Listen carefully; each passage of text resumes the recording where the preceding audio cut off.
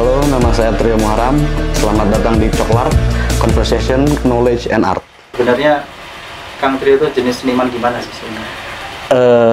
Saya kalau bisa mengidentifikasi diri saya, sebetulnya saya lebih seneng untuk jadi hadir sebagai seniman yang anomali sebetulnya. Karena dari beberapa praktik kekaryaan saya, kemudian saya juga merambah pada banyak medium atau material yang memang tidak terjebak pada konvensi-konvensi seni rupa yang lama gitu loh sebetulnya. Dan beberapa karya-karya instalasi sering saya hadirkan, terus karya-karya interaktif juga, new media segala macam, terus karya-karya drawing juga, terus karya-karya grafis. Sebetulnya saya banyak banget mengeksplorasi material atau praktik kreatif gitu yang memang jadi relasi di karya saya sebetulnya. Iya, berarti secara medium pengkaryaan berarti mengeksplornya ke grafis, media. Iya, lintas disiplin lah sebetulnya. Kalau lukis menurut Kang Trio gimana? Udah konvensional Pak?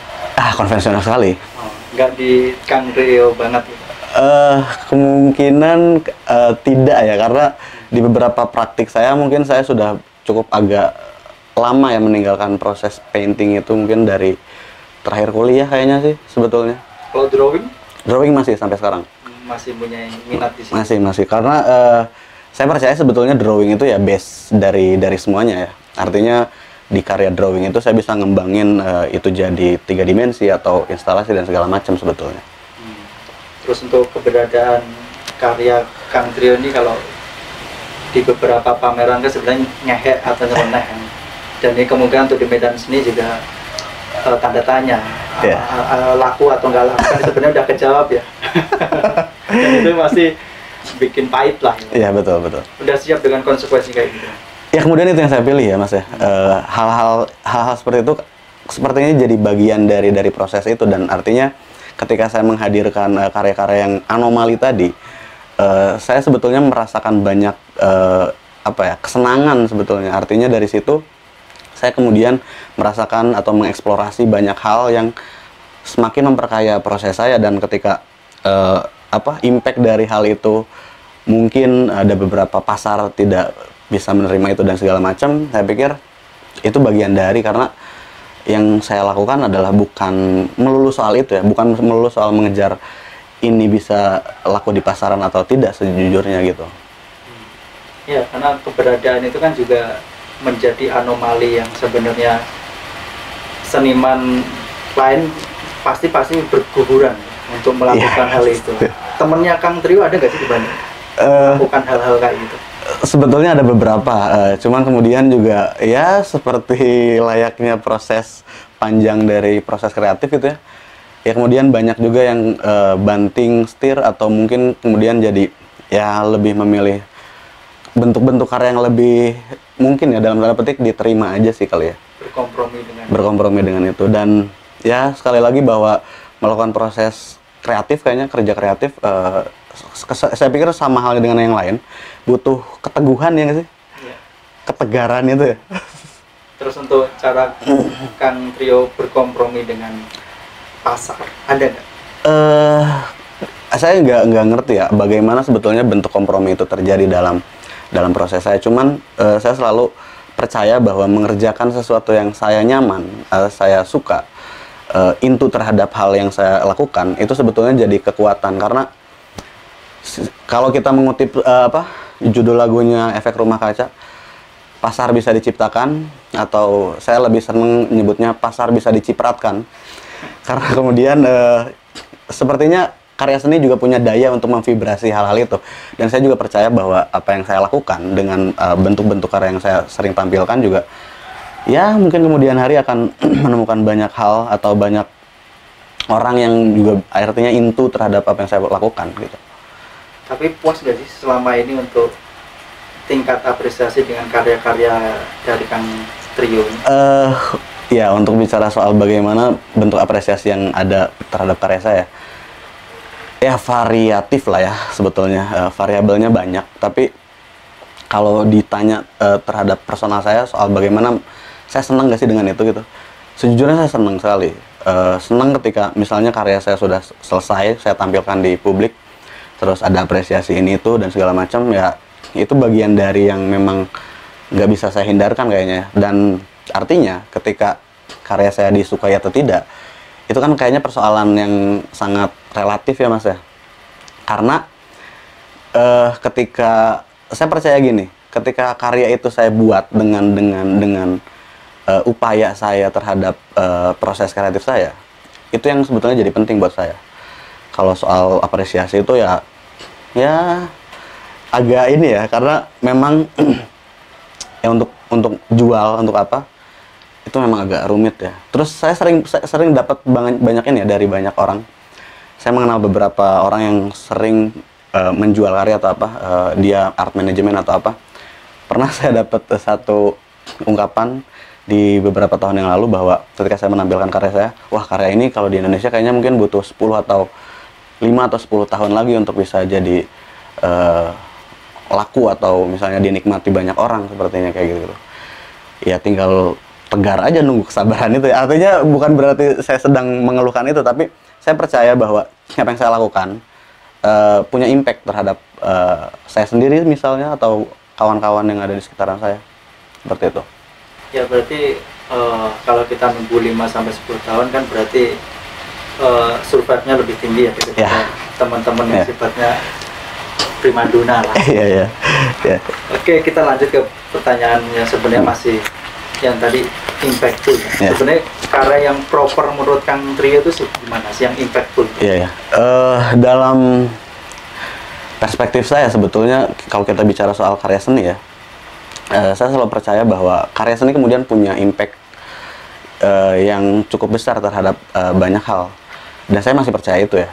Meskipun di antara banyak perspektif hari ini soal ya karya seni kemudian hanya hadir sebagai pajangan, hanya hadir sebagai bentuk hiburan dan segala macam, tapi saya percaya setidaknya dalam proses kreatifnya seniman ketika menciptakan karya seni dengan dengan bagaimana dia tertarik gitu dan sesuatu yang dia perjuangkan, dia akan tetap nemu impact dari itu gitu loh.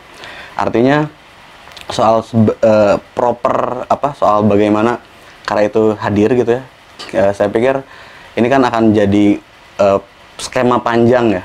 Ketika saya bertemu galeri dan segala macam, kayaknya itu juga part yang memang nggak bisa lepas gitu loh Mas. Artinya bagaimana karya itu bisa hadir secara maksimal gitu ya, atau berimpact gitu. Ya pertanyaannya adalah seniman yang bikinnya punya daya untuk itu nggak? Artinya dia ketika melakukan sesuatu, bikin karyanya, dia punya daya untuk memasukkan itu nggak ke karyanya gitu loh. Karena saya percaya bahwa karya seni itu harus terintegrasi dengan pelakunya, senimannya gitu. Jika dia terintegrasi dengan kreatornya dan segala macamnya, artinya dia juga punya daya untuk menyampaikan itu atau untuk sampai pada dampak-dampak tertentu gitu loh sebetulnya. Untuk pertanyaan berikutnya itu kan biasanya karya-karya Kang Trio itu di pameran ngehek itu ya, aneh dan kemungkinan banyak cibiran. Sebenarnya sebelum melakukan karya-karya itu kegelisahan apa yang bisa menjadi ritual Kang Trio? Soal apa yang dilakukan sebelum proses kreatif itu terjadi ya, artinya proses karya itu terjadi, sebetulnya saya banyak mencari tahu atau observasi sebetulnya lewat hal-hal yang awalnya pasti dari sekitaran ya, soal bagaimana kemudian apa yang saya rasakan, terus saya lihat di sekitaran dan segala macam. Ya mungkin tipis-tipis saya mencatat banyak hal gitu, karena sebetulnya triggernya biasanya adalah teks. Kalau di karya saya, triggernya adalah teks yang memang muncul ketika saya misalnya bepergian atau apa, dan tiba-tiba sepintas ada tuh. Nah setelah itu baru saya pulang studio, saya coba ulik hal-hal itu, terus kayak ya coba ini relasinya kemana sih sebetulnya teks ini atau apa, dan apa yang juga kemudian jadi keresahan saya di dalam hidup saya gitu ya. Dan itu sebetulnya jadi ritual. Kalau soal ritual sebelumnya atau misalnya secara praktik itu kayak yang pasti harus mandi dulu Mas, kalau saya Mas. Mandi dulu sebelum masuk studio itu adalah mandi, terus play music yang memang saya suka dan segala macam, terus rokok udah pasti harus banyak gitu, kayak gitu-gitu. Udah sisanya sebetulnya hal-hal ya biasa aja, kayak saya mencatat, mensketsa dan segala macam gitu. Musiknya apa nih? Untuk nambah energi. Musiknya banyak mas sebetulnya. Kalau musik saya lagi sering banget dengerin, ini agak aneh ya karena saya suka opera, musik opera saya suka banget, jazz saya suka. Kelihatannya agak-agak sok-sok klasik gitu, tapi padahal sebetulnya itu adalah part yang sering saya dengerin sebetulnya, karena saya seneng dengan musik-musik kayak gitu ya, karena itu menambah apa ya, kalau di kepala saya kayak menambah kayak apa, energi dan mind of theater gitu. Gitu, theater of mind di kepala saya gitu. Nah, hal itu justru sangat membantu sekali kalau buat saya. Kayak saya bisa cuman ngedengerin musik itu gitu sampai selesai sambil nyatet, terus tiba-tiba kemudian muncul letupan-letupan kayak oh kayaknya karyanya diginiin, dan itu pasti selalu dicatat sebetulnya sama saya gitu. Padahal pesan dari karya Kang Trio itu kebanyakan kritik. Betul. Tapi mendengarkan lagu-lagu Betul.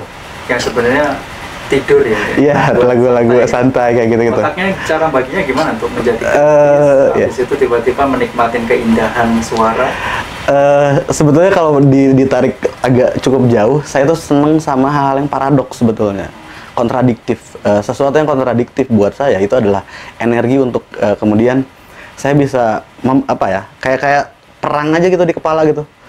Nah, ketika memilahnya adalah yaitu soal momentum aja, soal temponya, kayak aku udah ngedengerin ini, oke, lalu lempar ke satu hal yang chaos gitu. Jadi menggabungkan chaos itu di kepala saya itu saya seneng banget sih.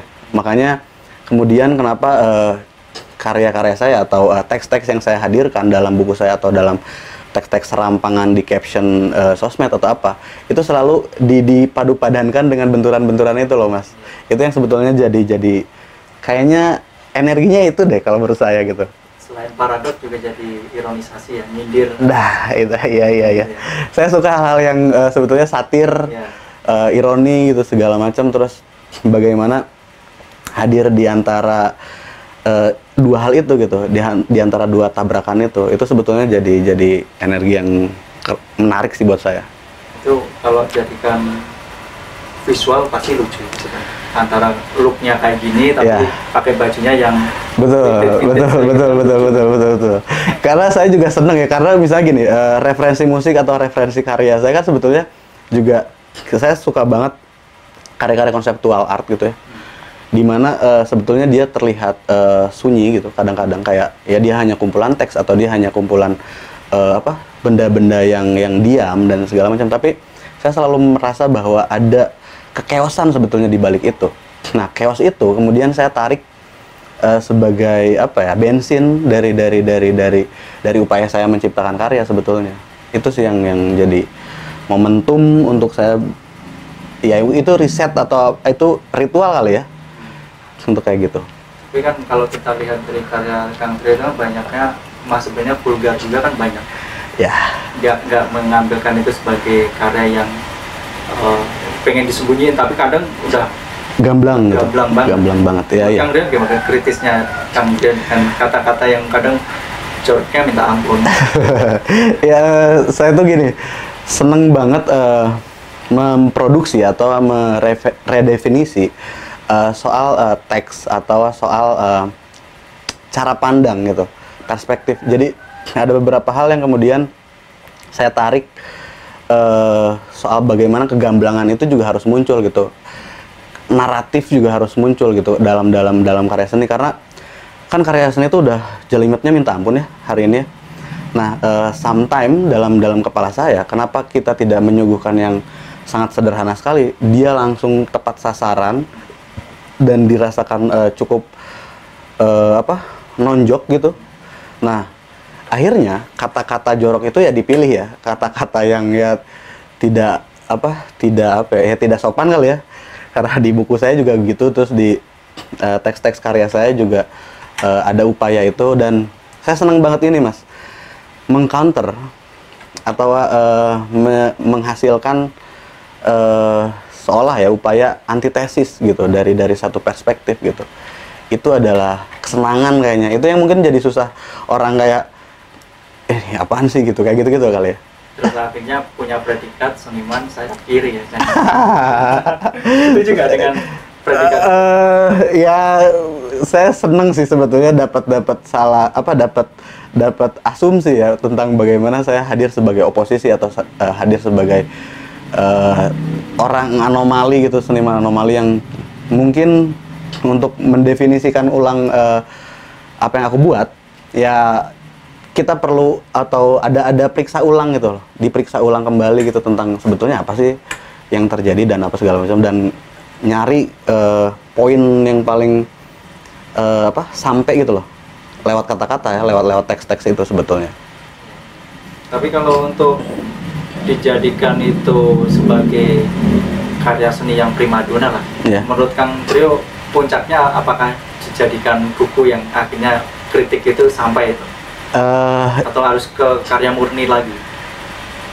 Kalau bicara soal buku, saya pikir ada dua hal yang berbeda, ada dua spektrum yang berbeda, karena di buku saya percaya bahwa itu adalah salah satu senjata aja ya untuk saya menyampaikan itu ke teman-teman atau publik yang lebih luas. Artinya dengan buku saya bisa jual itu ke anak-anak yang baru lulus SMA segala macam. Artinya dia tidak punya belum punya pengalaman seni yang banyak gitu, tapi di karya saya yang biasa di galeri dan segala macam, saya juga ada upaya untuk menyampaikan itu. Tapi mungkin bedanya adalah ketika di karya seni rupa saya masih kadang terjebak atau mungkin dengan harus tenggelam dulu dengan bentuk-bentuk estetika gitu loh. Jadi ada upaya untuk ya mungkin kadang dicantik-cantikin, kadang mungkin dijelek-jelekin sekalian atau segala macam. Artinya itu selalu ditabrak-tabrakin aja gitu. Sebetulnya. Terus untuk sebenarnya kan ini karya yang kalau disebut antitesis kan sebenarnya udah banyak juga. Iya. Tapi yang untuk dilakukan Kang Trio harus punya trik, ibaratnya bisa diterima untuk jenis pameran seperti apa yang pengen Kang Trio terima dari karya-karya yang antitesisnya. Jenis pameran itu seperti apa sih yang sebenarnya masuk sebagai karya Kang Trio? Apakah mungkin festival atau mungkin di galeri yang proper atau mungkin bienal? Iya. Kalau soal bentuk eventnya ya, saya sih selalu tabrak semuanya sebetulnya, karena ya artinya gini, saya butuh arena memang untuk bisa menyampaikan apa yang saya pengen sampaikan lewat karya saya gitu. Artinya ya banyak kemudian art event yang memang harus saya tembus dulu gitu. Cuman ya balik lagi ya, resikonya adalah ditolak, didebatkan dulu gitu, atau dipertanyakan dulu gitu soal bagaimana teks itu hadir atau karya saya hadir segala macam. Ya itu juga sering terjadi sih Mas sebetulnya dalam proses saya mengikuti pameran gitu. Kayak ketika saya menawarkan satu gagasan karya saya, terus di situ ada teks atau di situ ada bentuk yang mungkin agak ngehe gitu, ya itu harus jadi kayak didiskusikan dulu gitu, dan kebanyakan ya ditolak gitu, kebanyakan ya ada yang nerima tapi dengan catatan-catatan tertentu dan segala macam ya. Banyak sih, sering banget sih itu sebetulnya. Terjadi di Bandung? Sangat terjadi di Bandung, sangat. Kan Bandung itu adalah wawasan seni. Iya. Berarti untuk secara teknis belum terlalu berwawasan. Ya artinya saya pikir mungkin ini ya soal bagaimana publiknya gitu, mungkin lebih ke ya mungkin kayaknya masih memilah lah, masih butuh kayaknya galeri-galeri kita kayaknya masih butuh karya yang cantik ya untuk bisa menopang galeri dan senimannya gitu ya. Ya saya juga pengen gitu ditopang dengan apa yang terjadi, tapi ya saya cuma pengen ngasih varian aja sih Mas sebetulnya dari situ. Variannya ini nih gitu, ada juga ini, ada juga ini. Dan ketika itu jadi lebih kaya ya kayaknya jadi seru aja gitu loh. Kayak nggak template gitu loh. Kayak ya, gitu. Sebenarnya galeri melakukan itu nggak salah sih. Ya untuk betul. Karya-karya cantik di tempat-tempat kita nyebutnya ekonomi kreatifnya ya. Iya. Dan akhirnya kan sisi itu bisa bergulir terus-terus menurut saya. Menurut kita itu jadi primadona ya. Tapi kan satu sisi seumpama ada antitesis dari keindahan itu muncul di Kang Trio, akhirnya kan wadah itu harus diciptakan entah mau Kang Trio nabrak atau mungkin Kang Trio bikin baru. Sebenarnya di Bandung ini memungkinkan nggak sih muncul kita nyebutnya wadah-wadah kecil yang sifatnya ini jadi trademarknya Bandung seharusnya? Iya, harusnya sih begitu ya. Ada upaya itu, tapi ya itu akhirnya kan biasanya kan dinilainya oleh output ya. Output bagaimana sebetulnya karya-karya yang saya lakukan juga bisa berimpact pada, ya sebutlah pada nilai ekonomi yang ada di saya dan segala macam gitu. Ya sialnya justru beberapa karya saya seringnya kalau ngomongin diapresiasi ya, secara dibeli atau ini, sebetulnya sama banyak orangnya orang-orang luar sebetulnya. Kayak yang terakhir itu ada dia kolektor sekaligus kurator dari Rusia, malah yang memang dia beli karya saya dan segala macam. Dan kalau di Bandung saya nggak pernah tuh. Ya artinya di arena-arena yang dekat ya dengan saya. Ya mungkin juga saya nggak tahu ya faktornya apa, tapi ya mungkin banyak lah mas lah variabelnya ya. Betulnya. Kalau kita udah ngomong seniman anomali, ya paling nggak anomalinya kita nikmatin juga ya. Iya. Oke, untuk pertanyaan berikutnya, sebenarnya Kang Trio ini kan udah diincipin sama galeri besar di Jakarta, kita sebut apa ya? Boleh. Art Gallery. Sebenarnya Kang Trio menanggapnya gimana untuk kita kerjasama dengan galeri besar ini? Aku sih selalu beranggapan seru-seru aja ya, karena semua part dari proses saya itu harus jadi seru. Kalau nggak seru saya tinggalin. Itu aja sih sebetulnya. Awalnya dari keseruan itu, terus kemudian ya apa ya, dia tertarik dan segala macam, saya coba tampilkan di tempat mereka dan apresiasinya bagus gitu. Ya saya senang aja sih sebetulnya. Terus bagaimana mereka bisa tahu dan segala macam, ya saya nggak ngerti ya. Artinya banyak hal yang jadi faktor gitu kemudian. Tapi itu juga saya pikir jadi salah satu kepercayaan diri saya kemudian untuk bisa bilang bahwa oh, ada juga loh yang mau juga yang bisa mengapresiasi ini dan segala macam. Tapi kan juga karya yang seperti saya juga banyak loh mas sebetulnya ya. Artinya tipikalnya gitu. Ya kita sering ketemu ngobrol gitu sama kawan-kawan yang satu punya visi dalam berkarya yang sama gitu. Ya selalu keluhannya adalah soal bagaimana wah karya gue gini nih. Ya itu selalu ada lah. Tapi itu jadi part keseruannya buat saya. Sampai akhirnya kita sepakat untuk ya udahlah kita bikin apa yang kita suka aja. Nggak ada sepertinya tidak ada tuntutan deh. Jika memang seniman harus merdeka ya dan otonom ya. Ya begitulah caranya gitu. Karena kan saya keinget waktu Kang Trio bikin Shot the Fuck ya. Shot as fuck ya. Itu pengen bentukan yang sebenarnya antitesis. Yeah. Apalagi sebenarnya batasan itu kan selesai. Yeah. Tapi itu antitesis dari keberadaan pengkaryaan ataupun seniman anomali itu. Menurut Kang Trio kemungkinan diulangin lagi itu ada kemungkinan itu jadi trademarknya Bandung atau trademarknya Kang Trio? Selalu diupayakan bahwa itu adalah jadi satu varian. Kalau saya upayanya adalah mencipta varian. Kawan-kawan dari selatan tiba-tiba kita bersepakat untuk bikin satu pameran dengan menampilkan karya-karya yang syarat dengan kehidupan kita di Bandung pinggir gitu, pinggiran Bandung gitu. Yaitu adalah upaya untuk kita menawarkan satu bentuk aja gitu, kayak teman-teman di Banjaran juga selatan gitu spesifik. Kita bisa juga kok menampilkan karya-karya ini gitu. Ya meskipun dalam ukuran event pameran yang proper yang mungkin belum ya, tapi upaya itu selalu diciptakan mas. Artinya bahkan sampai detik ini gitu ya, kita tetap sering diskusi untuk ngomongin ya upaya kita adalah mencoba meleburkan itu semua gitu. Jadi tidak tersentralisasi terus gitu si praktik kreatif atau event pameran dan segala macam kayak gitu-gitu. Tapi kalau suatu saat jadi masif gede dan akhirnya mempunyai pemilik model yang mensupport teman-teman anomali, akhirnya nggak jadi anomali. Kita tanya dulu dia asik apa enggak gitu. Kalau sebetulnya gini, yang diupayakan kan adalah yang selalu kita upayakan adalah bagaimana visi kita sebagai sebuah kelompok atau kolektif kemudian bisa sampai gitu. Artinya dengan cara apapun, jika itu bisa terelasi atau terkoneksi dan juga punya satu koridor pemahaman yang sama, ya kita akan upayakan gitu. Kalau memang dari awal udah nggak punya koridor yang sama atau pandangan visi yang sama, kan buat apa juga mas sebetulnya dilanjut. Karena ya lebih baik toh kita dengan begini aja gitu, kawan-kawan kolektif kita dengan seadanya itu gitu, kita bisa kok bikin something gitu yang memang ya mau berimpact untuk kawan-kawan setidaknya gitu, tetap bisa gitu. Ya, kita ngomong dari bentuk formal kan kita butuh dukungan itu juga.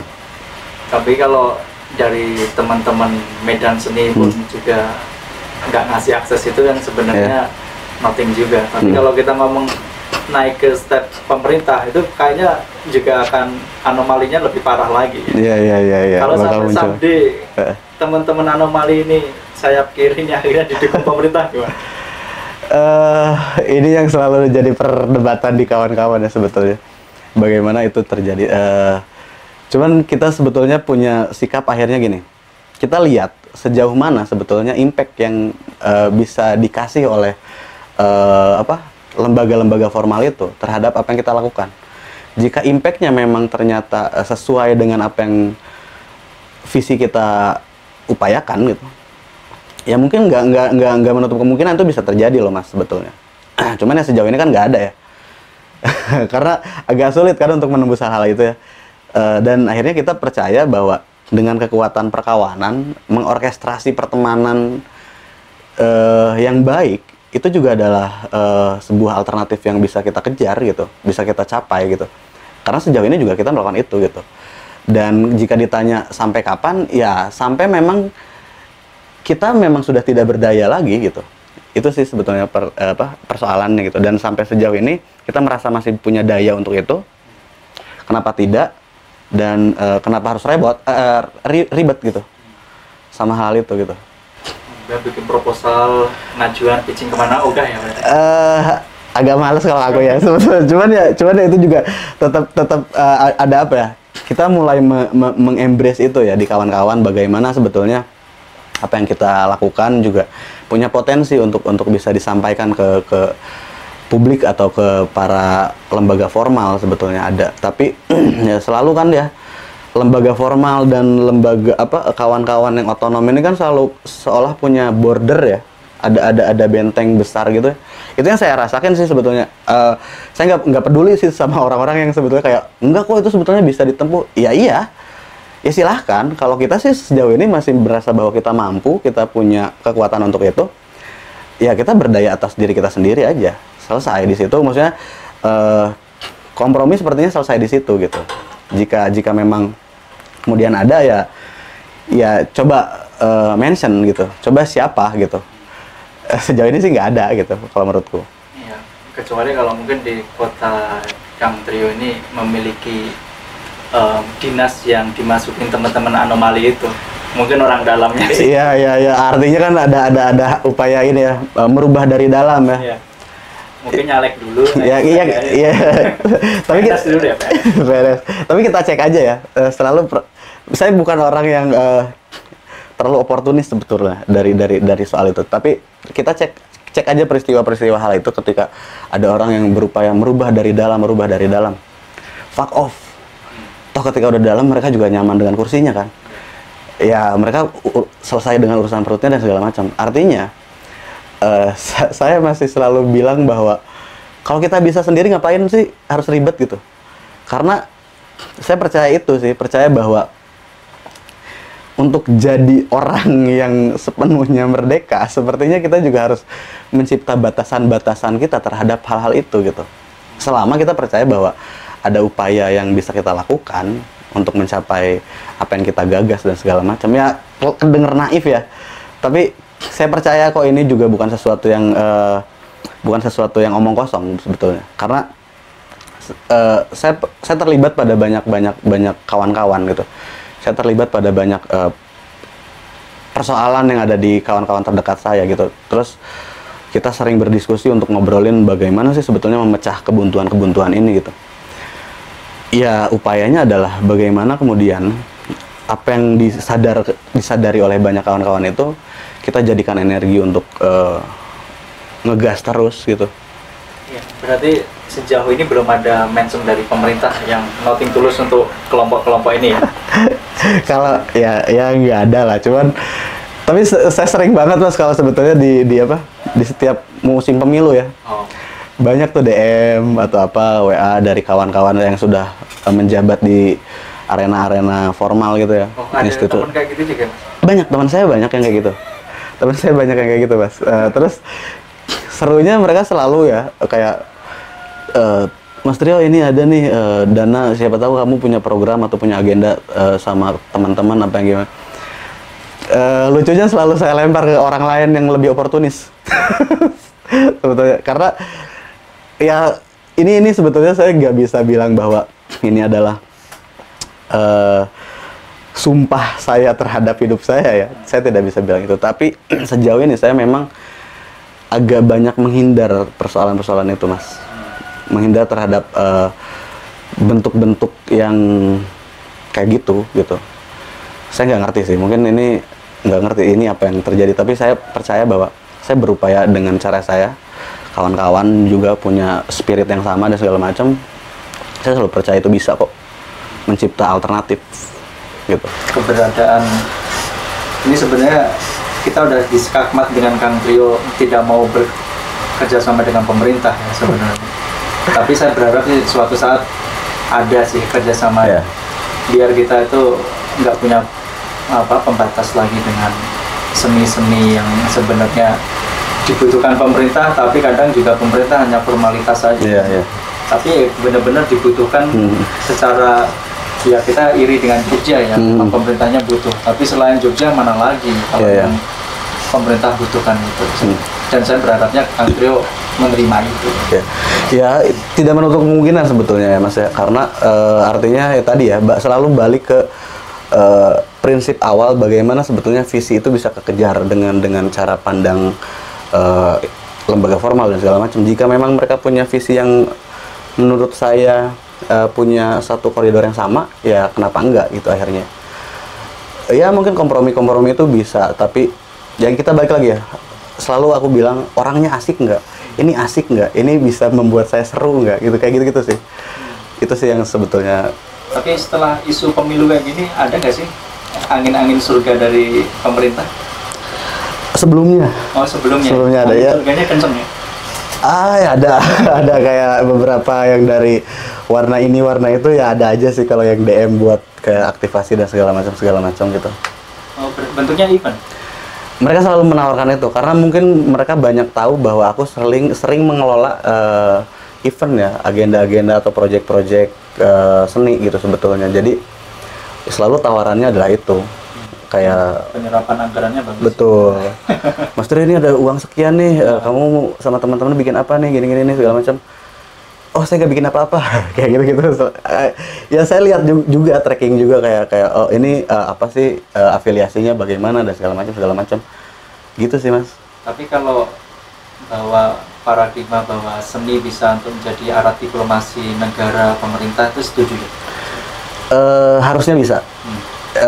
Setuju sih sebetulnya, karena mungkin kekuatan kita juga itu ya, salah satu kekuatan di negara kita juga kan adalah diplomasi dengan budaya ya sebetulnya. Tapi sejauh ini yang itu worth it atau bekerja sejauh ini kan seni rupa juga hanya untuk ajang doang ya, bukan untuk diplomasi. Bukan, ya cuman seru-seruan ngabisin anggaran pemerintah dan segala macam ya. Harinya kritik lagi. Ya hal itu kan sebetulnya ya kayaknya itu juga bukan hal yang jadi rahasia juga ya Mas ya, iya nggak sih? Pasti. Datang bawa proposal. Betul. Oh iya saya masukin ini tapi tolong ya ininya di expose juga ya tentang ini gini nanti kemudian orang pemerintahnya datang mengklaim bahwa itu adalah kreasi dia dan segala macam gagasan dia ya gitu dapat ampas aja ya, senimannya dapat tepuk tangan di belakang gitu dan segala macam, terus besoknya mutung-mutung marah-marah misu-misu gitu. Kayak gitu tapi bukan kota ini enggak kayaknya ya kalau kota ini clean lah, kota ini clean banget. Iya, kalau kita lihat eh, karya yang affordable atau kemungkinan bisa dibeli ya.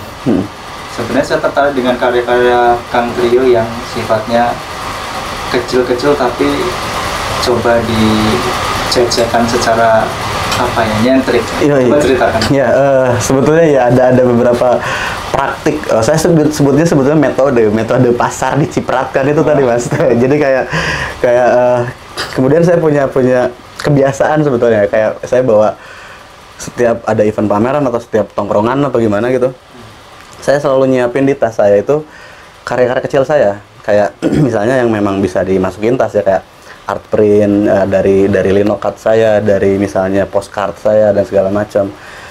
Terus saya bawa misalnya ada beberapa piece, terus saya datang ke galeri datang ke pembukaan pameran, ketemu teman-teman tuh, atau ke kafe-kafe teman-teman yang lagi nongkrong segala macam. Terus saya di tengah obrolan selalu kayak, beli dong karya gua nih, murah kayak gitu-gitu. Terus berapa tuh, kalau boleh tahu?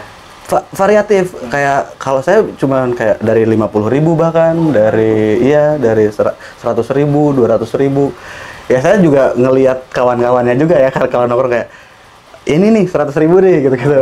Cuman kadang-kadang ketika bisa di tongkrongan lain yang kayaknya ini bisa lebih mahal dengan karya yang bentuknya sama gitu, saya bisa jual kayak ini 200.000 nih. Jadi artinya ada peningkatan. Saya juga dari di situ kayak ngebaca juga sih sebetulnya. Dan serunya ketika itu dilakukan, kawan-kawan saya tuh sering bilang, wah ini jual dedet nih, jual paksa. Terus saya selalu bilang gini, seni itu harus begini gitu, seni itu harus begini, jadi tidak tersekat oleh ini nih. Kalau lu punya duit segini ya lu bisa beli dong karya gua gini segala macam kayak gitu. Dan artinya hal itu masih saya lakukan kok sampai sekarang sebetulnya. Apalagi kalau keluar kota ya, giliran lagi misalnya ke Jogja, kebetulan ke Jogja atau ke Solo apa kemana, saya selalu bawa tuh. Bahkan ada yang cuman kayak misalnya di barter sama karya lagi, terus ya sesuai saya kebutuhannya berapa sih hari itu gitu. Kayaknya cuma 50.000 buat beli rokok doang ya saya jual. Terus ya banyak orang kemudian juga mengkritik itu, atau kawan-kawan ya, lu berarti nanti nggak bisa ini dong, nggak bisa menjaga nilai itu. Fuck dengan itu, saya bilang.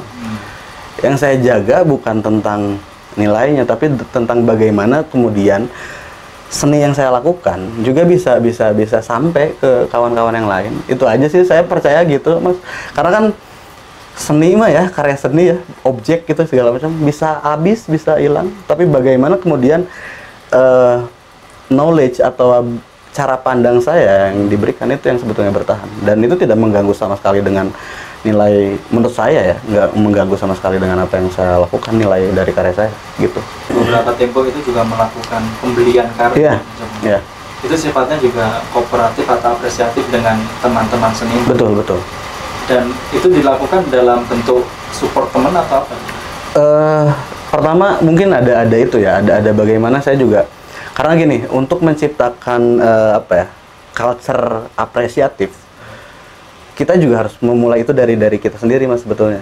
Jadi saya percayanya itu ya, kayak saya sering beberapa kali beli karya-karya teman-teman saya gitu. Kalau saya lagi ada duit lebih misalnya apa gimana, saya beli tuh karya-karya teman, terus ya awalnya support. Terus tapi kan kelamaan saya percaya bahwa itu juga akan menjejaki proses dia juga gitu loh. Dan proses saya dalam mengapresiasi jelasnya gitu. Yang pastinya akhirnya jadi suka, jadi seneng gitu, kayak gitu-gitu. Berarti kalau Kang Trio tuh kalau lihat pasar di luar Bandung atau mungkin kota-kota kedua itu kan ya gitu-gitu aja. Iya. Tapi kalau lihat Jakarta silau nggak? Enggak juga sih sebetulnya. Maksudnya silau sebagai kota yang bisa menjual karya gitu ya. Maksudnya apa? Karena kan selalu ada stigma itu ya, kayak lo bikin karya keren di Bandung, lo bikin karya keren di Jogja, lo jualnya ke Jakarta gitu, kayak gitu. Terus persoalan menyilaukan nggak juga sih menurutku. Aku sih tidak se oportunis itu kayaknya. Emang malesan aja orangnya. Berarti kalau untuk kompromi ya nanti dulu lah, ditinggal lagi ya kompromi. Iya, selagi kompromi itu notes-nya ada harus di bold banget ya. Kompromi itu bisa terjadi kalau orangnya asik. Susah lagi ya untuk negosiasi itu pasti susah lagi dengan trio Muharram. Ya gak tahu ya, cuman saya juga sering dikenal gitu saya sama teman-teman saya, lu nih nggak bisa ini nih bikin kayak gini kayak gitu kayak ya udahlah biarin lah, gue seneng kok gitu. Tapi ada keinginan nggak sih kan untuk masuk di art management yang sifatnya ya sebenarnya itu jadi knowledge medan seni. Pengen Kang Trio tuh pengen nggak sih masuk di satu ranah medan seni itu dan jadi manpowernya di situ? Maksudnya artinya terlibat pada art manajemennya gitu ya, bukan sebagai seniman? Enggak. Kadang pengen mas, sebetulnya kayak misalnya karena kan aku juga selain bikin karya, kadang juga bikin program pameran dan segala macam ya. Pengen, cuman ketika saya dengar dari kawan-kawan saya yang sudah terlibat di situ, wah sibuk banget, nggak ada waktu buat bikin karya, nggak ada waktu buat ini. Ya mungkin kalian belum dicoba juga, tapi dengan pandangan kawan-kawan saya yang ada di sana, saya ngebayangin kayak iya ya, kayaknya lu juga sibuk banget deh kayak gitu. Ya Mas Roni juga mungkin ya karena sibuk banget dan segala macam. Akhirnya saya memilih untuk ya udahlah bikin, kalaupun memang harus terlibat pada manajemen event dan segala macam, ya mungkin event-event yang memang saya bikin sendiri sama kawan-kawan kayak gitu-gitu aja sih. Kalau sekelas yang gede itu ya nanti dulu. Nanti dulu lah. Kayaknya juga saya juga pengen ngabisin waktu banyak buat produksi karya dan nambah ini aja sih, nambah perbendaharaan atau bagasi artistik saya dengan banyak hal gitu. Oke, Kang Trio tadi kan secara art management kan Kang Trio nggak mau yang gede-gede amat ya, tapi kalau skala kecil kan masih bisa dipertimbangkan. Kan ini posisi Kang Trio kan juga sebagai kurator nih. Gimana caranya Kang Trio ini saling mempengaruhi ya akhirnya untuk pengkaryaan seni dengan cara pengkurasian. Gimana cara Kang Trio mensiasati itu menjadi suatu produk-produk seninya? Kalau keterlibatan saya di proses menjadi kurator gitu ya, mengkurasi itu tuh sebetulnya awal-awal mungkin pasti sangat ini banget ya, sangat tabrakan gitu loh mas sama proses karya saya juga gitu, karena akhirnya kan ada selera yang kemudian harus di depanin dulu gitu loh, subjektivitas segala macam. Nah tapi kemudian saya belajar juga sih mas untuk ngebikin itu clean gitu loh. Ini proses kurasi ini adalah proses berkarya saya, tapi meskipun dalam praktiknya kemudian selalu ada singgungan-singgungan itu gitu. Jadi yang mempengaruhi besar sih kalau buat saya. Cuman di beberapa hal atau di beberapa momentum saya selalu kayak narik lagi gitu loh. Ketika ini ngekuratorin nih misalnya, terus saya tarik lagi, oh berarti praktiknya ini nih ada beberapa prosedur, ada beberapa hal yang kemudian saya harus tetap ikutin secara formal segala macam. Nah sampai akhirnya itu juga ya sedang dilakukan, artinya itu juga proses yang juga menyenangkan buat saya, karena dengan mengkurasi buat saya jadi kurator buat saya itu adalah untuk nambah knowledge aja sih tentang spektrum karya yang banyak, tentang seniman-seniman dengan cara pandang yang berbeda dan segala macam. Nah, sampai kemudian ketika varian itu saya kumpulin atau masukan itu saya terima gitu, terus saya jadiin bagian dari referensi karya saya juga. Karena dengan ngobrol dengan seniman atau misalnya melakukan event pameran gitu, bikin event pameran tuh buat saya jadi mengerti part-partnya gitu loh. Kayak dapurnya event pameran tuh gini loh, gini. Terus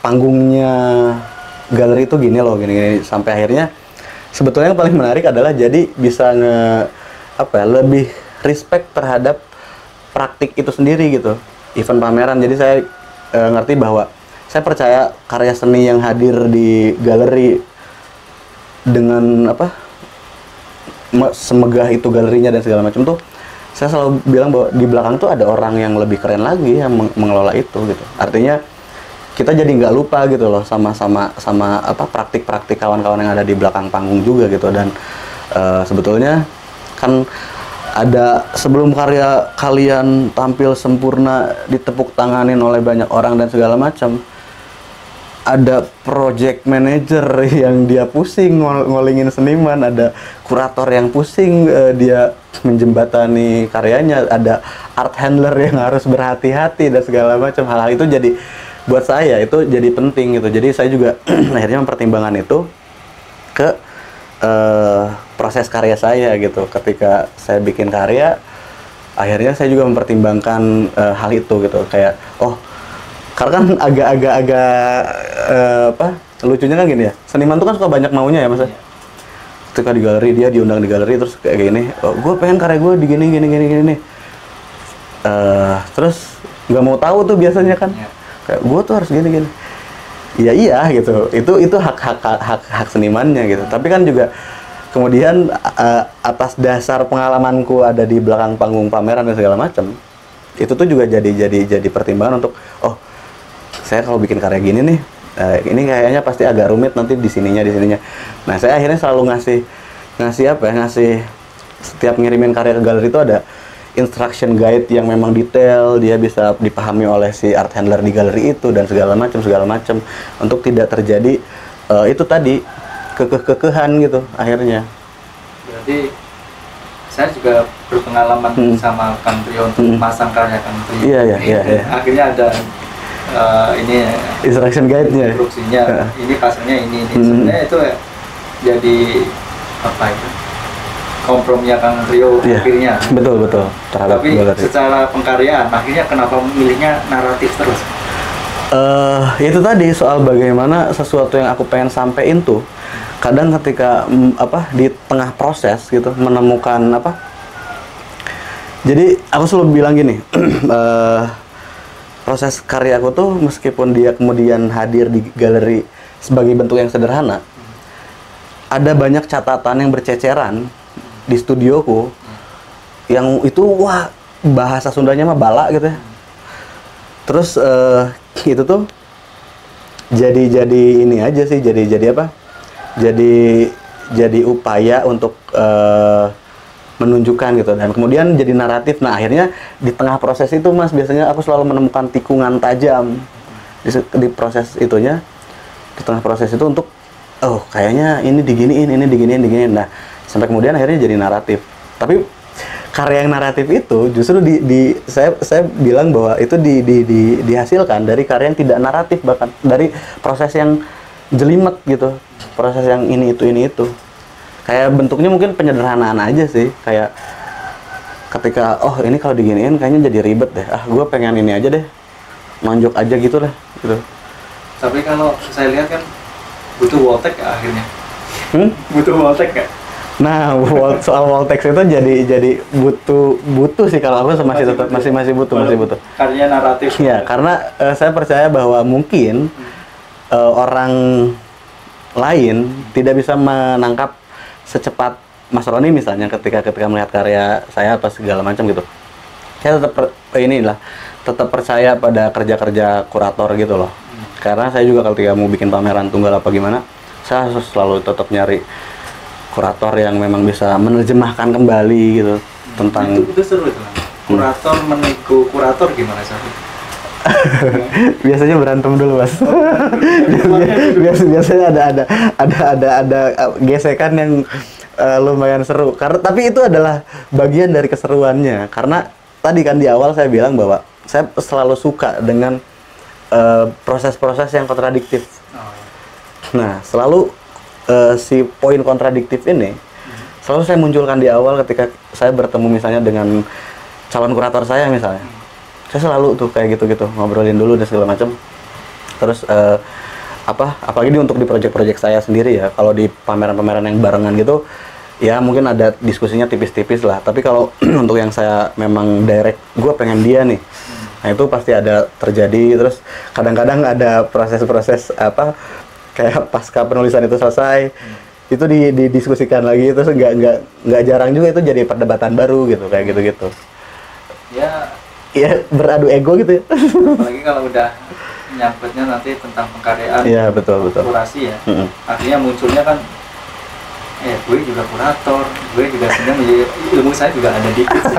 Muncul itu Iya ada lah pasti itu serunya itu kocak sih karena ketika saya bisa pernah melempar beberapa karya saya untuk pameran di pas pandemi itu. Saya bikin kan pameran digital gitu ya. Terus saya punya kawan di Surabaya, dia kurator juga. Terus saya pengen dia yang nulis gitu, terus segala macam sampai akhirnya berapa minggu sebelum pameran dia sudah kirim tulisan gitu. Terus kita cukup debat tuh, Mas kok lu ngambil sudut pandangnya dari sini sih, kan sebetulnya gue juga ngomongin yang ini nih gitu, kayak gitu loh, kayak apa ya, pertarungan intelektual asik kayak gitu itu pasti terjadi. Cuman ya balik lagi, saya selalu juga ngasih ruang kompromi untuk itu karena saya percaya mungkin dia punya perspektif yang lain tentang karya saya, dan ya sisanya tinggal oke lah nanti kita diskusikan lagi dan segala macam.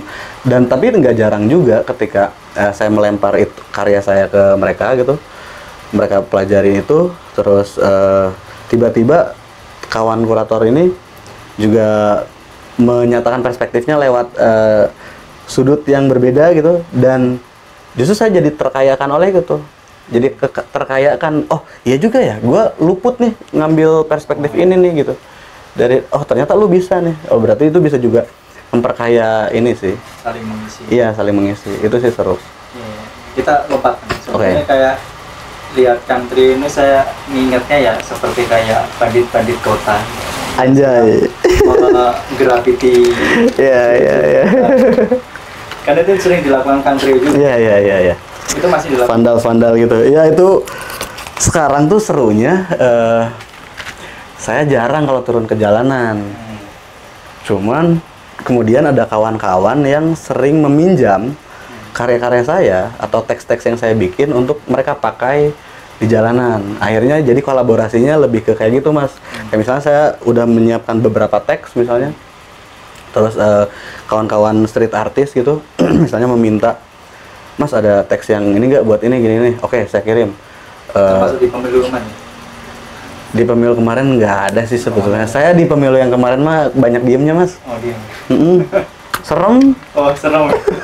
Karena di tahun lalu, 2 tahun yang lalu itu saya pernah, itu juga itu bukan tahun politik tapi sebelum Agustusan gitu ya, sebelum hari-hari 17-an gitu, saya biasanya suka mengkonsolidasi beberapa kawan street artist untuk bikin satu propaganda terhadap isu yang lagi berkembang gitu, untuk disebarkan gitu.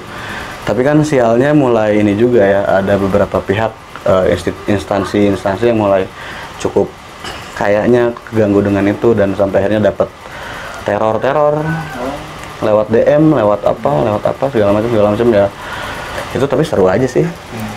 Karena akhirnya kita menganggap itu hanya gangguan ya, kalau dari pihak yang sebenarnya nggak suka.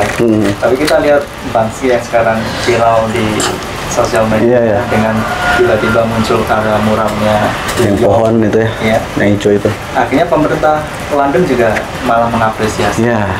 Dan kita apakah membutuhkan keviralan itu biar dikatakan biarlah ternyata graffiti diakui atau street artnya juga diakui. Sebetulnya nggak butuh, kalau ngomongin soal viral atau misalnya booming dan segala, itu tuh enggak ya, kayaknya bukan soal boomingnya kalau di kita ya. Knowledge-nya yang harus dibenerin. Maksudnya knowledge terhadap bagaimana mengapresiasi itu sebagai karya seni. Ya oke lah, akan selalu ini kan kontradiktif juga soal ngomongin, nah itu vandal juga dan segala macam. Ya tapi saya selalu percaya tulisan-tulisan di jalanan atau vandalisme yang ada di jalanan itu sebetulnya adalah salah satu indikasi bahwa bisa jadi sebetulnya kota kita tidak baik-baik saja. Nah, ketika pihak berwenang atau pemangku kekuasaan sadar akan hal itu, harusnya kan membuka diri dengan terbuka ya, legowo gitu, bahwa oh iya, gue ternyata dapet ini kok gitu. Oke, Kang Trio kan selain tato, buku, atau karya-karya grafis lainnya, tapi di sini kan ada karya yang sebenarnya affordable tadi ya. Ini udah Kang Trio tunjukin sebenarnya. siap jual juga ya. Iya. Coba sih. Cuma belum di frame doang. Ya, ya nggak apa-apa sih. Coba di Ya ini sih. promosikan sih. Ya ini beberapa karya hasil cetak grafis saya dari Lino, prosesnya Linocut. Jadi ada beberapa karya yang sebetulnya saya kasih project ini tuh Noir project gitu loh. Karena saya lagi suka sama, di beberapa tahun terakhir saya seneng banget nontonin film-film Noir. Noir itu apa sih? Noir itu sebetulnya genre film di Amerika 40 tahun 40-50-an.